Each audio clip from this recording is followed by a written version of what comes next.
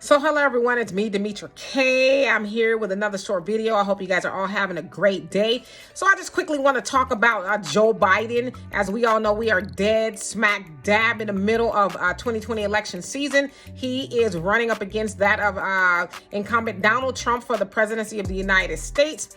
And so I just want to kind of bring awareness to some talking points that a lot of Biden supporters like to bring up. And I also want to say that I'm nonpartisan. I am at this moment not voting for Trump nor Biden. I don't have a dog in the fight right now, so I just want to be clear. But we as Black people often try to defend things we have no knowledge of. And one of those things is we've been hearing, oh, we need to elect Joe Biden so that he can pick a Supreme Court justice because Trump is picking all these judges all over the place, 200 and 300 judges by now. And, you know, we need Joe Biden to get in there and pick a Supreme Court justice that'll actually help Black people. And, you know, that'll rule on the side of the Democrats and all that, yada, yada, yada, right?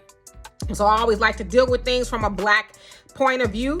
And I always ask, well, what have any of the Supreme Court justices done in favor of Black people? Like, what has their service done to help us? And I usually hear crickets in the background when I ask those things. But, you know, specifically to Joe Biden and him potentially being able to choose a Supreme Court justice if he is nominated for the presidency of the United States, I often always say, you guys who probably saw the confirmation hearing of Clarence Thomas back in 1991, where obviously he was going through the confirmation and he had all the senators and different people asking him questions. Now, within that hearing, a woman by the name of Anita Hill came into play, and she accused Clarence Thomas of sexually harassing her and being sexually inappropriate while actually she worked for him at the U.S. Department of Education. And she said he would, you know, talk about porn and just a whole host of things that you wouldn't necessarily talk about on a job, right? And so during that confirmation hearing, Biden was actually the chairman, I guess, if you will.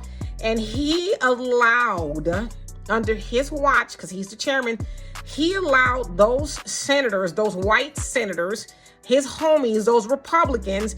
Now, remember, he's a big time Democrat now. He allowed the Republican senators to dog Anita Hill to death. They asked her all type of questions, just, you know, basically just drug her through the mud. Now, I should also say in fairness that Biden eventually did vote against Clarence Thomas being nominated, although we know Clarence Thomas was nominated.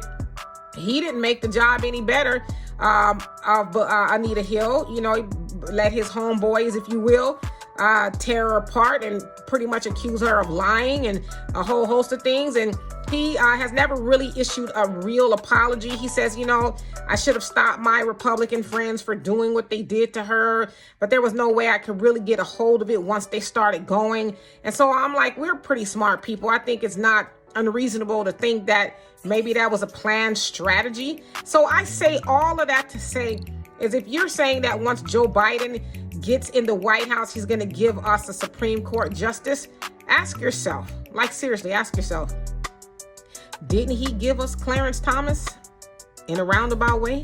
I mean, what they did to Anita Hill was under his watch, and he allowed it to go on. So just think about it.